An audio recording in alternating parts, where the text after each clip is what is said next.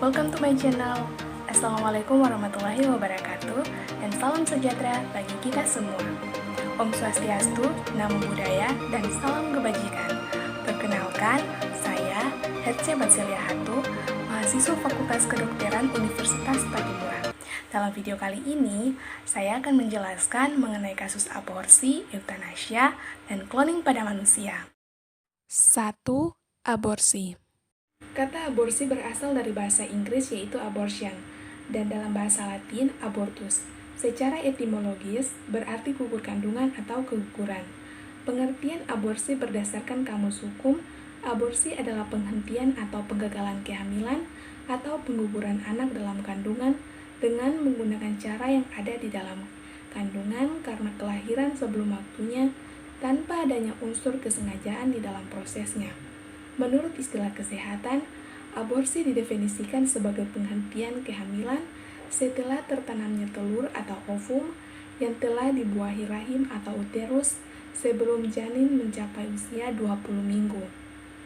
Tindakan aborsi yang dilakukan secara ilegal dapat membawa dampak buruk bagi diri sendiri, baik dari segi jasmani maupun psikologis. Dari segi jasmani atau fisik, seperti kematian karena pendarahan, kematian karena pembiusan yang gagal, kematian secara lambat akibat infeksi serius di sekitar kandungan, rahim yang robek, kerusakan leher rahim, kanker payudara, kanker indung telur, kanker leher rahim, kanker hati, kelainan pada plasenta yang akan menyebabkan cacat pada anak berikutnya, mandul, infeksi rongga panggul, dan infeksi pada lapisan rahim.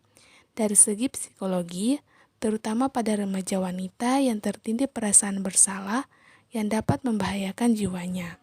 Berdasarkan Undang-Undang Kesehatan Republik Indonesia Nomor 36 Tahun 2009, Pasal 75, bahwa setiap orang dilarang melakukan aborsi dapat dikecualikan berdasarkan indiksi kedaruratan medis yang dideteksi sejak usia dini kehamilan, dan aturan ini diperkuat dengan Pasal 77 yang berisi pemerintah wajib melindungi dan mencegah perempuan dari aborsi.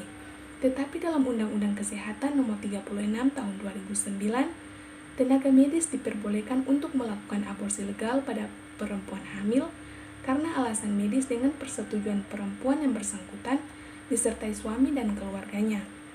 Berdasarkan penelitian WHO sejak awal 2010 hingga kini, di Indonesia diperkirakan ada sekitar 20-60% kasus aborsi yang disengaja. Di ASEAN, Indonesia merupakan yang tertinggi dalam angka kematian ibu. Dalam situs mengenai aborsi, ditulis bahwa setiap tahunnya 42 juta perempuan di dunia melakukan aborsi dan setiap 10 menit seorang perempuan meninggal dunia secara sia-sia karena melakukan aborsi yang tidak aman. Contoh kasus aborsi yang saya temukan yaitu kasus aborsi yang terjadi di Surabaya, Jawa Timur pada Selasa 8 Oktober 2019 lalu, di mana polisi menangkap 2 orang pelaku aborsi dan pembuangan janin. Ironisnya, kedua pelaku yakni seorang bapak berusia 52 tahun dan anak perempuannya berusia 22 tahun.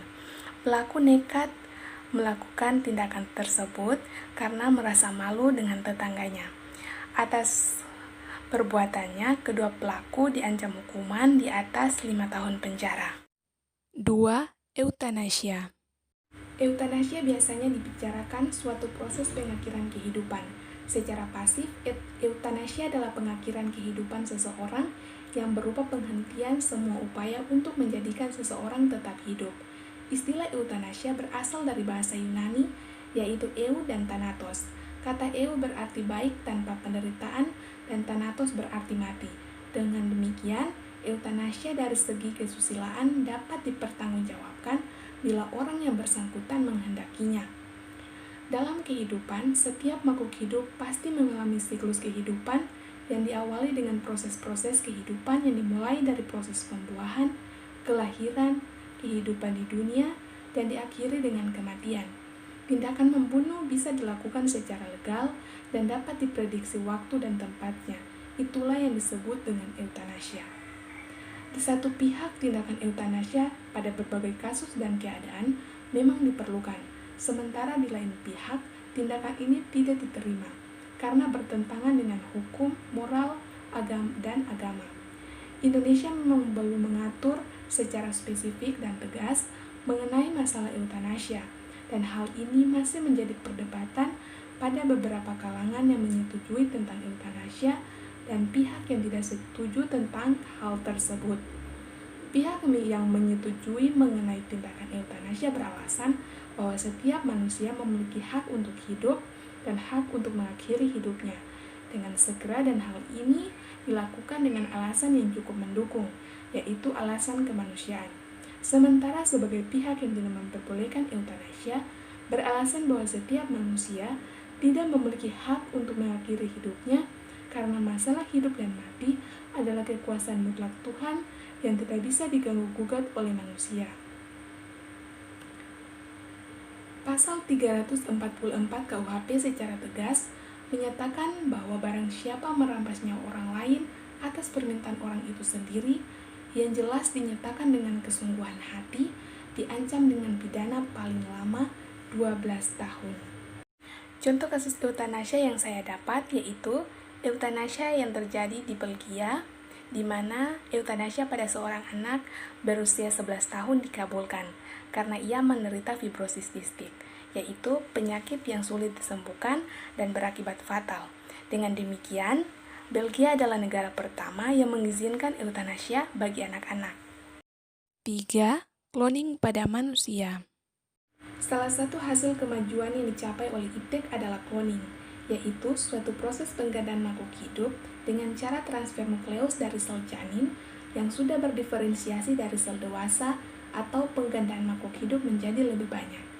Dalam bahasa Inggris, istilah cloning berasal dari kata cloning yang diartikan sebagai suatu usaha untuk menciptakan duplikat suatu organisme melalui proses yang aseksual.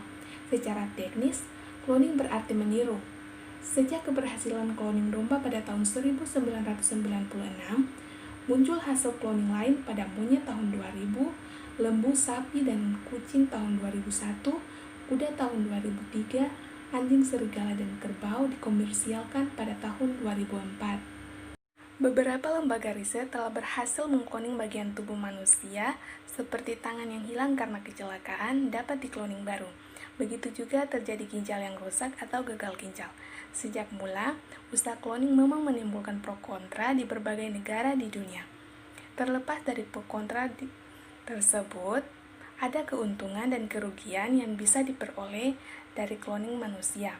Di antaranya yaitu yang pertama, memperbaiki kerusakan gen dan organ. Untuk memperbaiki atau mengganti organ tubuh yang mengalami kerusakan tertentu, tentu saja harus didukung dengan ketersediaan organ penggantinya. Sayangnya, tidak banyak orang yang bersedia menjadi donor organ tubuh. Atas kendala tersebut, cloning manusia bisa menjadi salah satu solusi untuk transportasi organ tubuh yang mengalami kerusakan fungsi. Yang kedua, mengobati infertilitas. Setiap pasangan tertentu memimpikan hadirnya buah hati dalam mengisi hari-hari mereka. Namun sayangnya, tidak semua pasangan dapat mewujudkan mimpi tersebut karena mengalami infertilitas, baik dari salah satu pihak maupun keduanya. Dengan demikian, cloning manusia dapat menjadi solusi bagi pasangan yang mengalami infertilitas untuk memperoleh keturunan. Yang ketiga, memperpanjang usia. Artinya, manusia memiliki kesempatan bertahan hidup lebih lama. Cloning yang mampu memperbaiki dan mengganti sel-sel rusak, bahkan menumbuhkan sel-sel baru, sehingga kemampuan hidup manusia akan bertahan lebih lama.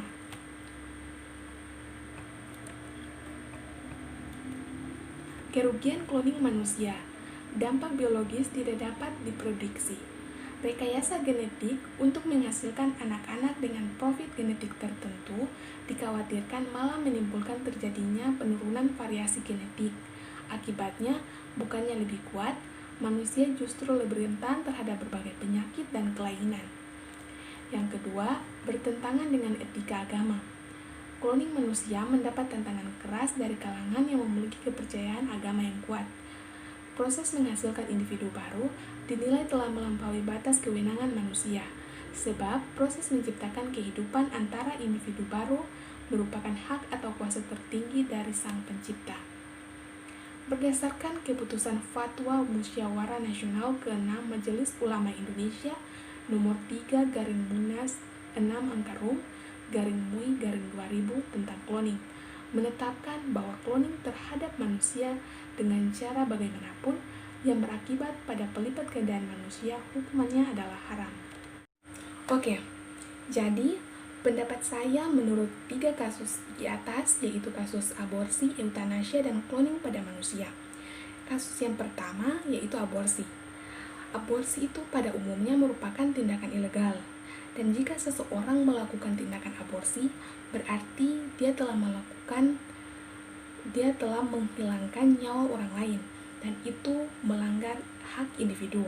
Dengan demikian, aborsi bisa dilakukan dengan alasan medis, tetapi harus dengan persetujuan dari perempuan yang bersangkutan, suaminya, dan keluarganya. Kemudian pendapat saya menurut kasus yang kedua yaitu eutanasia. Eutanasia ini artinya suntik mati. Eutanasia merupakan tindakan yang belum diakui di Indonesia. Oleh karena itu, untuk para dokter diharapkan agar tetap berpegang pada kode etik kedokteran dan sumpah jabatannya, agar tindakan-tindakan yang mengarah pada percepatan pembunuhan dalam hal ini eutanasia bisa dihindari. Menurut pendapat saya terkait kasus yang ketiga yaitu cloning pada manusia. Cloning, dengan melakukan cloning berarti kita sudah tidak lagi menghargai diri kita yang merupakan ciptaan dari Tuhan yang Maha Kuasa, yang dimana dibekali dengan akal, pikiran, dan perasaan.